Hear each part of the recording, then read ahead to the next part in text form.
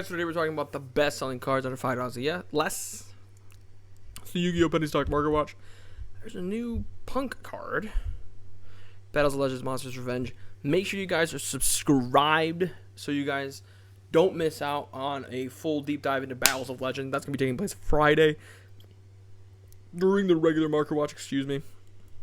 But as far as this is concerned, this card destroys an opponent's monster by battle. You can gain life points. Contribute Punk special summon this card. You can send this card to your hand to the graveyard. Summon card from your hand to the graveyard. It's just like a Machina Fortress type effect. Oh no, it's something else out completely, not a Machina Fortress out. Interesting. It's also a beast, which I think is kind of interesting too. It just recently dipped under the $5 mark. Once it hit $3, people were like, wait a minute, this isn't a $3 card, right? And so sitting at about the $4 mark, I would still sit on this a little bit. It'll probably go up though. Like, I could very easily see like next week this card being like a $4 or $5 card. But then after that, settling back down to like $3 or $4, and it'll probably be playing that game anywhere between 3 and 7, right? So if you can get it for 3 or less, I think you pull the trigger. But there's a reason why it's the best selling card. I'm pretty sure this is the best selling card. It could be IP Masquerade, but I'm pretty sure it's this the best selling card under $5 or less. It looks like Battles of Legends Monsters Revenge is a really good set for reprints, for especially just penny stocks. So actually, we're gonna take a look at it a little bit here. Like, obviously, there's like Sky Striker, right? Of Armstar, Zeus. Those aren't penny stocks, right? But we can take a look at a little bit, like Super Polymerization. I know we talked about it a little bit recently. Such a fantastic card, unless it gets errataed, which I don't think it's out of the realm of possibility. This card gets errataed because this card's not that good if it gets errataed. Like, if you just eliminate the last sentence, it's a really good card, but it's no longer annoying, right? IP Masquerade, right? That was the other one. This adventurer package, is it finally budget friendly? Maybe. Is it still as good as it used to be? No, right? I think I took a look at the North American remote duel world qualifiers. None of the decks were none of the top 4 was running adventure. I actually don't. I think like Adventurer Punk is the best adventurer deck right now. The adventurer package is interesting though, because it is just free bodies. But there's a reason it's kind of faded out the format. IP Masquerade is a card we actually haven't talked about a lot on this. Obviously the Ultra, $10. Is this really under 5? Yeah, you can really get Prismatic Secrets from the 2020 tins of IP Masquerade for $5 right now. That is kind of crazy. I think the biggest thing with this card, I believe this is the version I have. I either have this or the Prismatic Secret. I don't remember which version of IP I have, if I'm being honest with you. $3 for that version. But the biggest thing with IP Masquerade, you won't find a lot of deck lists that are running 2 of these. Right? Like, she's a staple for sure. Fantastic card. Sprite comes to mind, right? When we talk about decks that run this, like really good decks that run this. But is Sprite really running this at 2?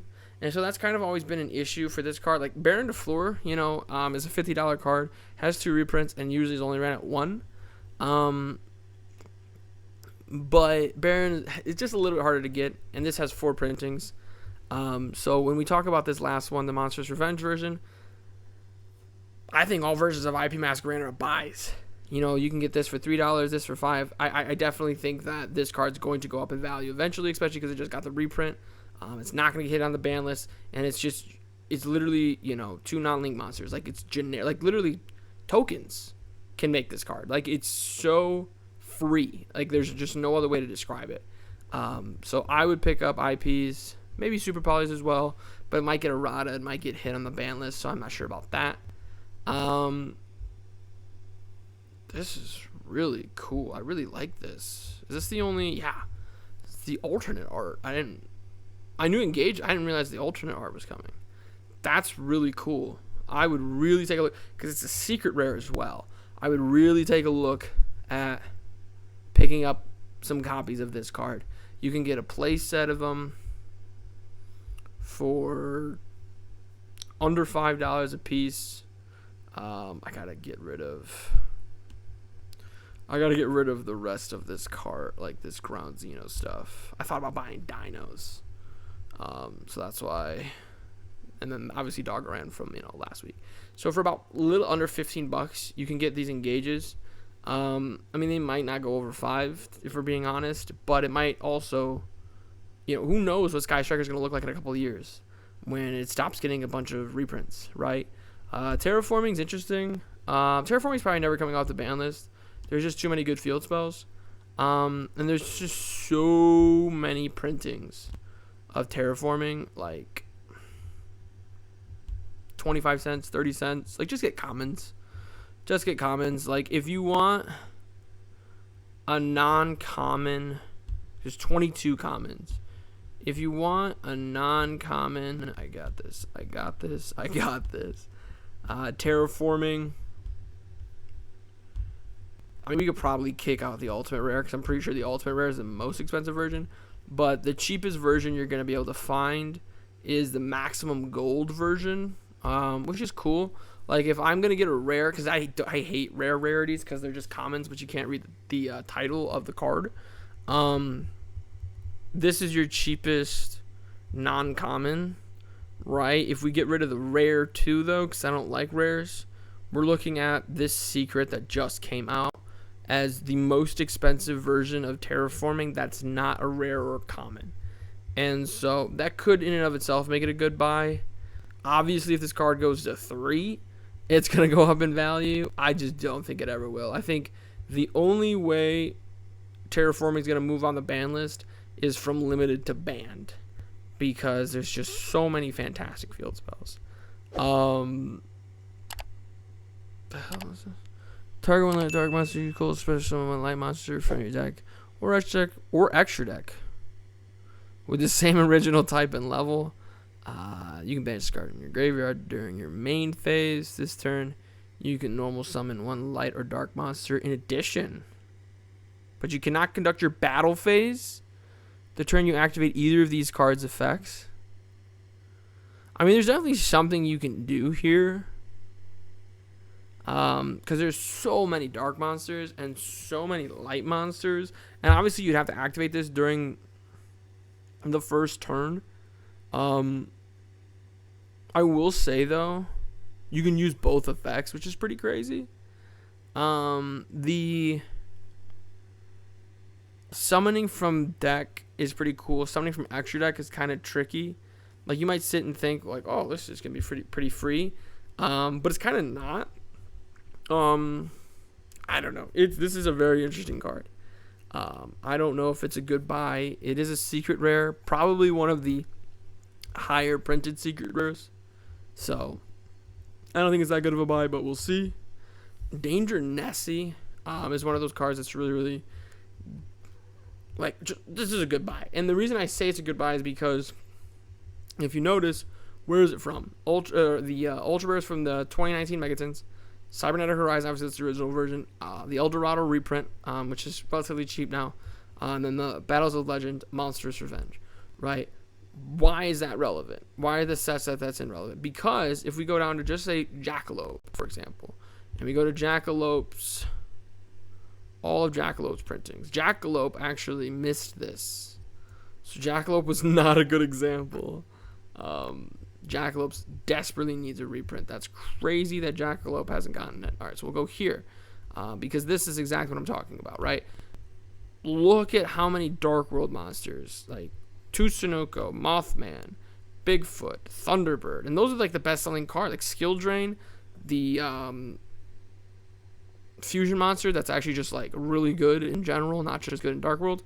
The 2 new Dark World monsters and Danger monsters. And but that was the best stuff to get from this, right? But there were some danger monsters that missed the reprint. Obviously, Tutsunoko, or however you say it. Not Tutsunoko. The name is escaping me, and I just saw it too. That's the worst part. Obviously, Bigfoot's one of them. And the other one was Jackalope, right? So that's why I think this version could be a really good buy. The danger stuff, I don't think it's going to be limited forever.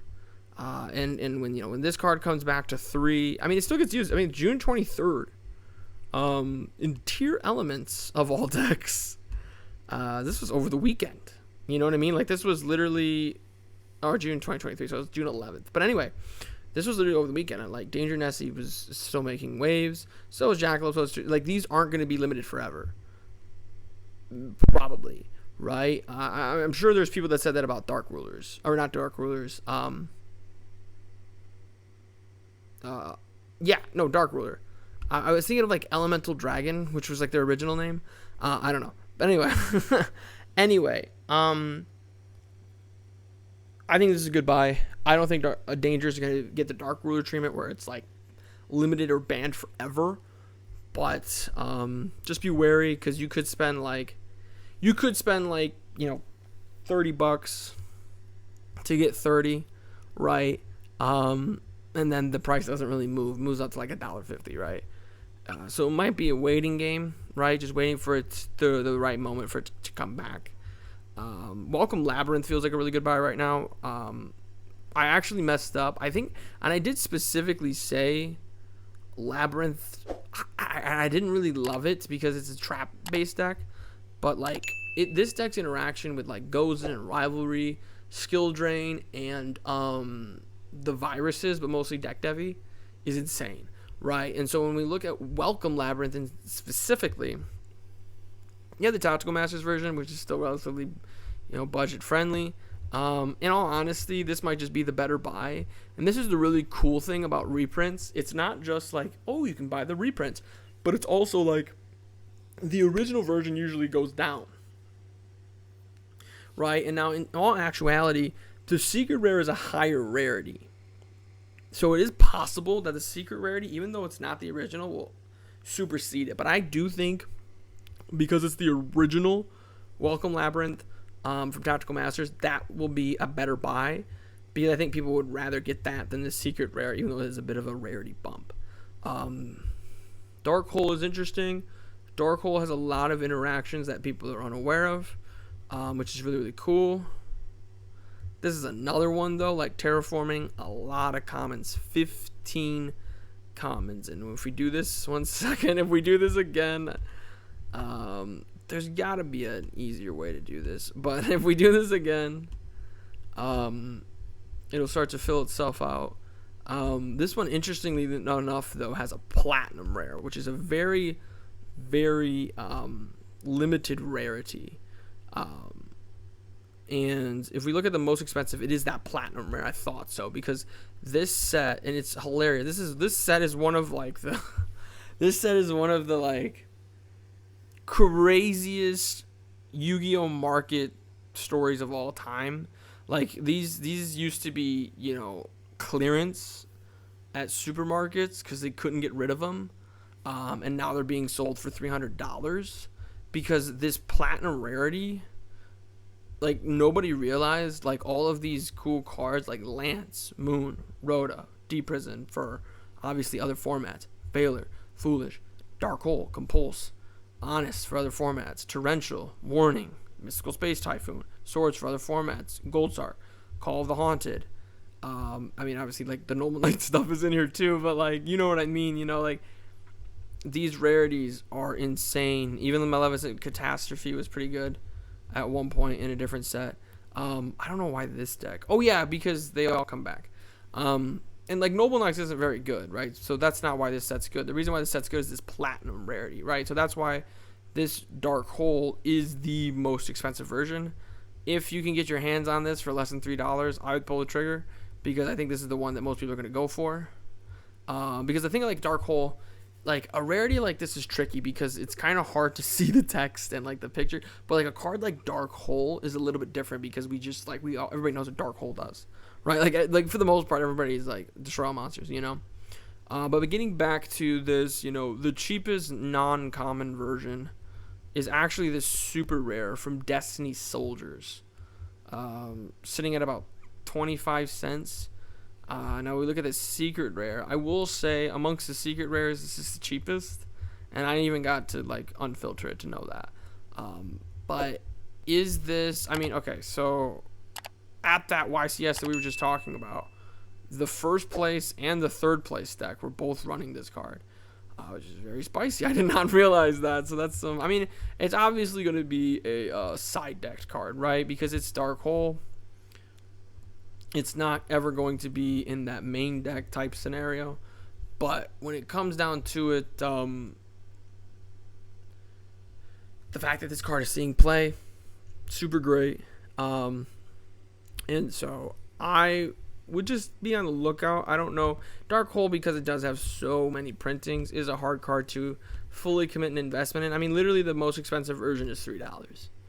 Right, but this version could be a good buy. At the very least, it's under $1.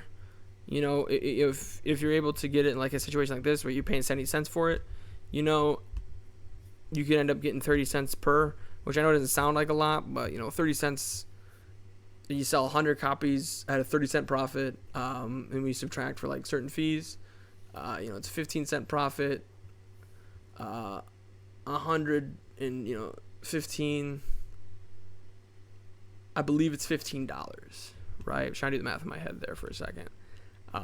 Which, $15, it's a movie or something. I don't know, but it's not bad. It's not just a movie. It's a movie that you got because you sold Dark Hole. Let's talk about this real quick. First off, what does it do? It must be Fusion Summon. If this card is special summon, you can choose one dragon monster in your graveyard and destroy all monsters your opponent controls with an equal or lower level than that. That's pretty cool. When this card destroys opponent's monsters by battle, you can make this card during your main phase. You can tribute this card, special summon elemental your fusion monster, ignoring so many conditions. That is actually really good. And for those who are unaware because they didn't play Duel Links or they don't play this archetype, there is... I don't see it. There is a spell card that's searchable by like everything because it has fusion in its name. That can summon this out immediately, like turn 1. Me personally, this is a great buy. It checks so many boxes. Secret rarity, right? Which it does look like there's a lot of secret rares in this set. Yeah. But still, there's nothing wrong with that. Like there's sets, like I can't remember the name of it, but the first set Senju's came in. I don't know why. I can't. Secret Forces. The Secret. Go back. The Secret Forces. Right. This is another set that if it had any commons, it had very few. Yeah, super and secret rares. Right. And so all of these cards, even though they're like, the Secret Forces is not very expensive. I don't even know where the box is at. Right. Because most of these archetypes aren't very good anymore. Right. I mean, Tenki's cool. Decree is cool. Emptiness, right? If it comes back, probably won't, but it's cool. Dweller, Dweller's Dweller. But they look really cool. They look really nice. And so I think people will consider that when they're buying a card like this. Because, let's be real. Like, people who play Elemental Heroes, they're not 100% focused on having the best deck in the room, having the best deck in the format. They just want to have fun. Because if they're just playing Elemental Heroes, right? Especially with Armed Dragon in it, right? So there's definitely a lot of potential with this card because it's because it says that. That's because it's got that, and that's really all you need to get your free money. It's under $2. I don't think it's gonna be under $2 for long. So I would pick up these, if you're able to. It's just basically if you pull it, don't be sad. Like it's fine. It's not terrible. I like the Book of Eclipse reprint. Nightmare Ibli. But let's talk about tuning. What is going on with tuning? So the Star Strike Blast, it's probably the original version. I'm not sure. It's no longer penny stock. The commons are commons, right? You got super regular and ultra rare. So this is the second best selling. What happened? I'm missing. I'm missing something again. I wouldn't buy this, but I will. I don't know actually if I can say I wouldn't buy this. This is a good card. Like this is not that great of a deck, or at least to my knowledge, it's not. But this card, literally a Rhoda that also mills, is kind of insane. Like, this is kind of an insane effect, and it's just, people have forgotten about it because, Synchron's not very good, right? But I don't actually know if $3 tuning is a bad buy. But let me know what you guys think. What are the best cards under $5 or less that you are most looking for? Let me know in the comments down below. Make sure you guys click that like button, show your support for the channel, subscribe for more content. Most importantly of all, have a good day.